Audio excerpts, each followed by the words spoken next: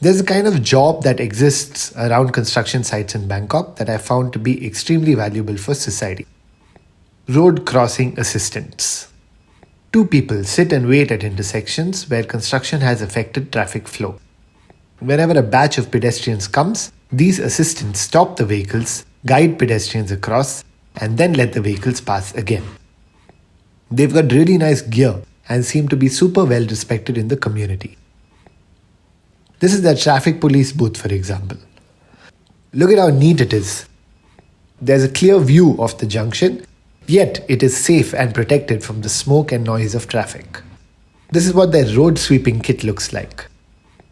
Similarly, the park cleaners get gum boots on top of all the other gear, and more importantly, a place to sit and rest with dignity. Meanwhile, back home, our Power Karmikas have to sit outside the parks on the road to take their breaks. There's a lot of construction work going on in Bangkok. Coming from Bangalore, I've learned to very much fear the idea of public construction work. But after 3 days here in Bangkok, I've noticed that they do a really great job of preventing construction from affecting people's quality of life, especially for pedestrians. There's a designated walking path created using temporary barricades. It's clean, level, and wide enough for two people to pass each other comfortably. There's signs at regular intervals and at all decision points to guide walkers. Walking the same route at night, you notice there's also plenty of lights for the benefits of pedestrians as well as vehicles. And what really touched my heart was how each time there was an obstacle on the floor, a temporary ramp was created so as to not inconvenience anyone who might be on wheels. Walking around construction sites is an edge case.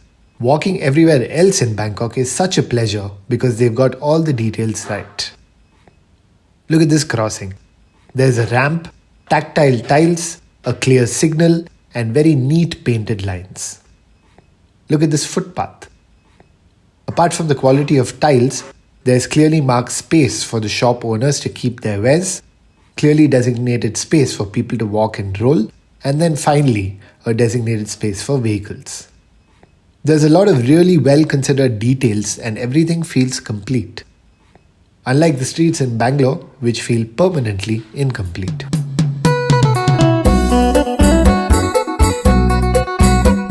Check out this bus stop sign. In this one board, they are able to convey lots of information very clearly.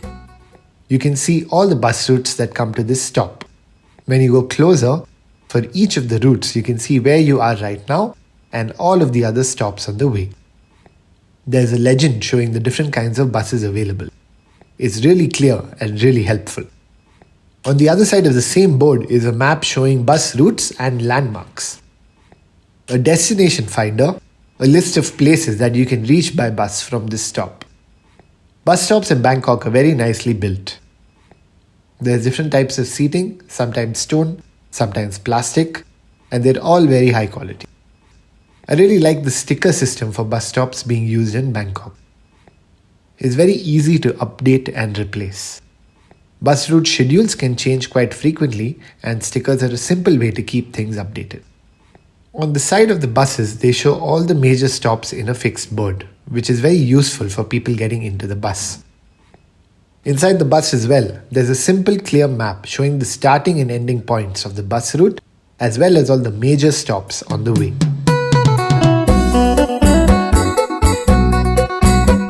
The signage in Bangkok's metro system is extremely neat, legible, and easy to use.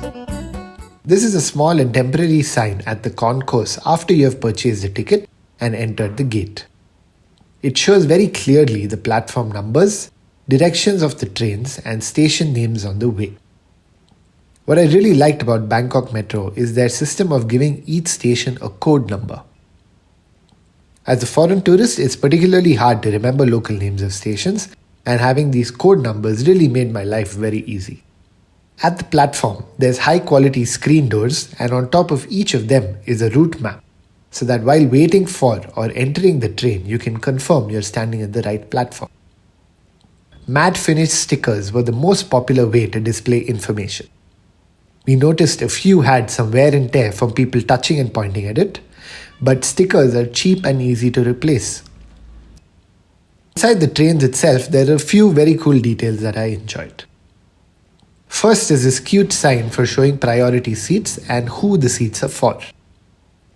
Different train systems showed it in different styles, but the information was consistent and very clear. There are some sections in the train that have no seats. This is great for people with lots of luggage, cycles, wheelchairs, and so on. One of the trains had a standing section like this, with a neat little bum support for people to lean on or hold.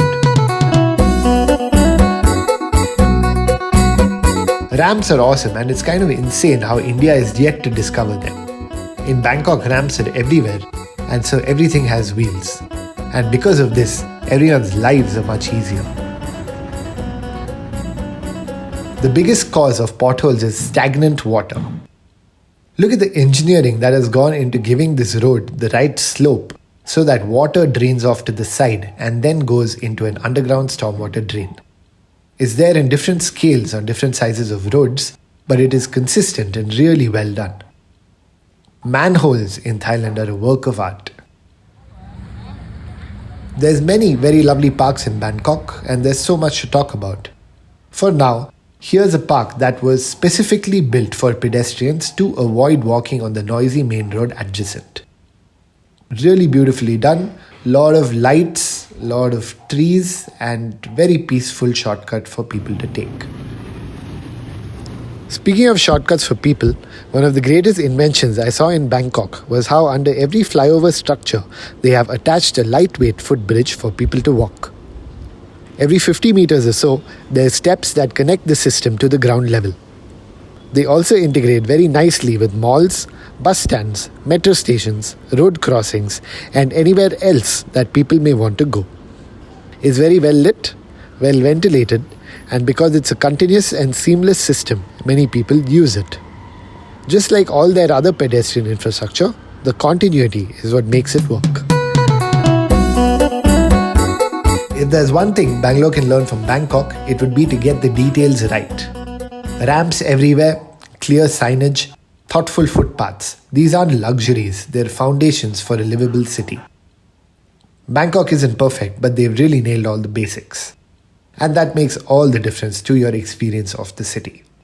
If you're planning on visiting Bangkok, enjoy yourself, walk around a lot, and keep an eye out for BMTC bus stickers scattered across the city.